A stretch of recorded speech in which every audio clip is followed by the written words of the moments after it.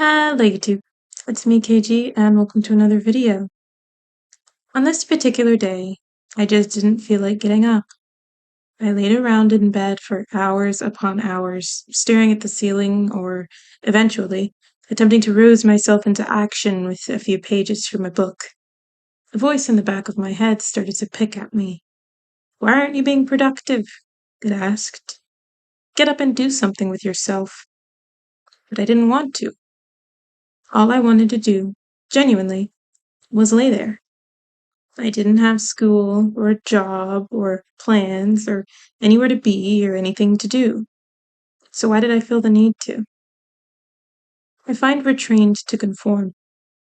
Infants must learn to walk, talk, basic alphabet, and, of course, potty train themselves so that they can attend preschool, where they must learn to socialize correctly and accept authority correctly, so that they can go to school and college and learn to do something they don't really want to do all day.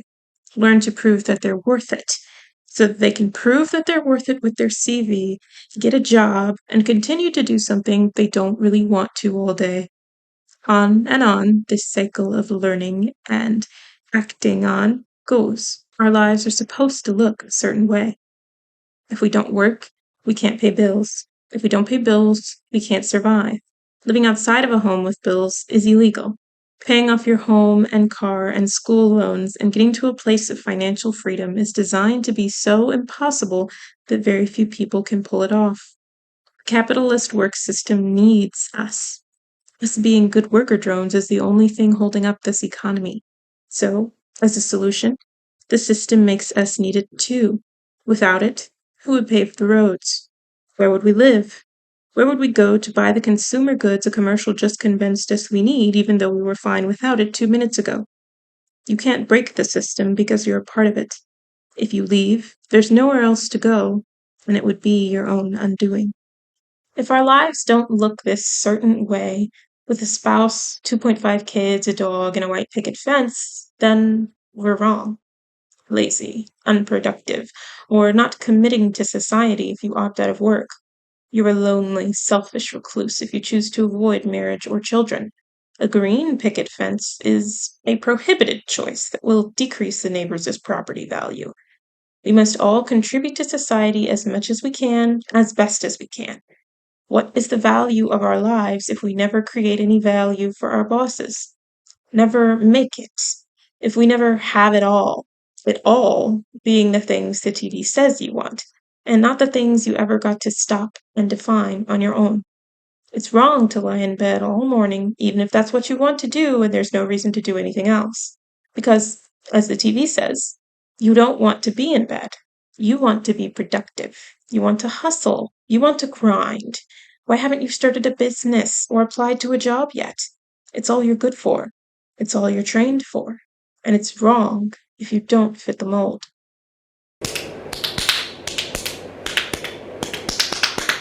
Maybe I don't want to do anything. And isn't that fine?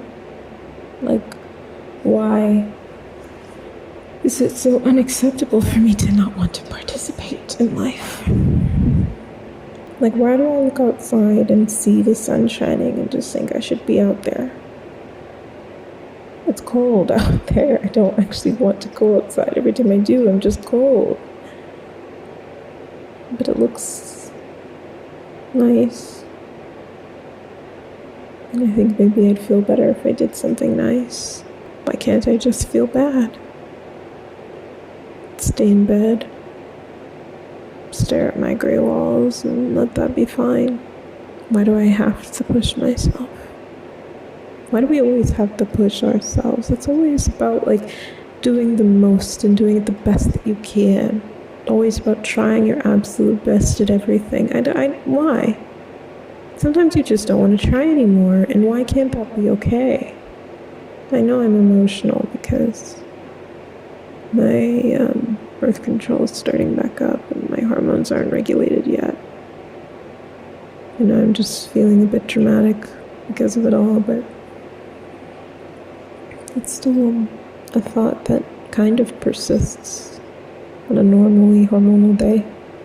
Sometimes I just want to be free to not worry about what could feel better, what people would think, what's traditionally supposed to be the good thing to do.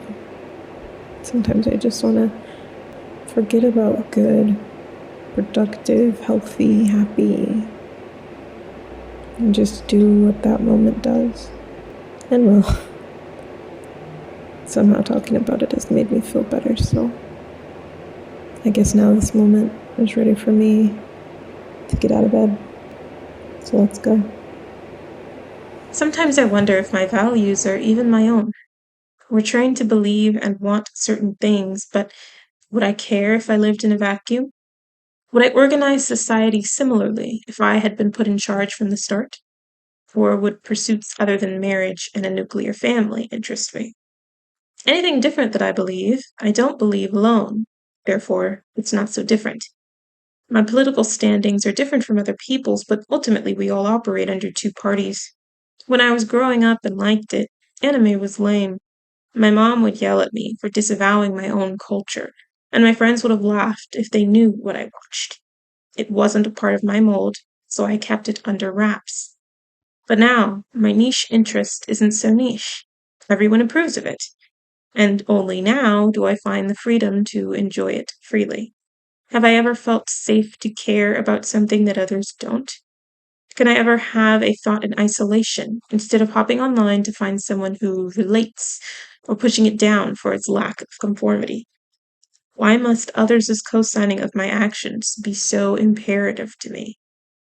We're all under this umbrella of conformity. Next time you're out, try to introduce yourself without your job or your college major. Try to talk about your goals without mentioning your career or your family. What's left? Thanks to the internet, I know there's other ways. Nothing fringe enough to exist in isolation, but still far enough off the beaten path that they're niche. People living in tiny homes to avoid high mortgages, wasting space, and materialism. Van life to live nomadically and again avoid that horrible mortgage. Fire, or financial independence, retire early, not accepting a life of loans and paybacks, and rather trying to pay your way through everything on your own so that you don't have to work in order to survive. Living illegally, which is to say, just building a house wherever you want to put it, and if it's on someone's land in the middle of the forest somewhere, then that sucks for them, but you're gonna do what you're gonna do.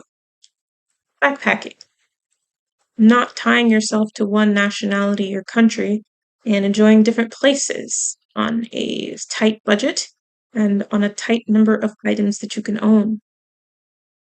People striving to break the mold are out there, living on the edge of society, but still benefiting from it. What roads would van lifers drive without taxpayer dollars? How does a fire lifer retire without capitalism's stock market or housing industry? Where would you backpack if not for the economic practice of tourism? Even to operate outside of the system, you have to acknowledge it and often cooperate with it.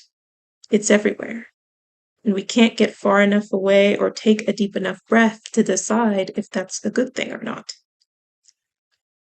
As far as this system and its molds go, I'm not quite sure what fits me.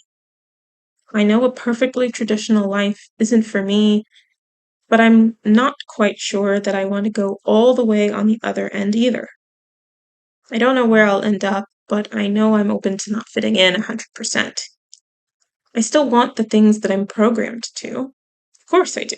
How couldn't I? But maybe I also want something more. Maybe I also want the freedom to just lay in bed and stare at the ceiling if that's all I want to do.